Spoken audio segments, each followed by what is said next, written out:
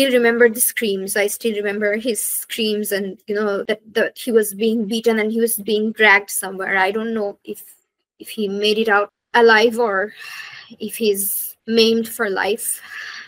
He was responsible for doing laundry. It was a civilian post. He was not a BDR Jawan. I think he tried to help someone, and the Jawans got hold of him, এবং একসাথে ৮-১০ জন উনার উপর চড়াও হয় এবং একসাথে ৮-১০ জন উনাকে brutally মারতে থাকে।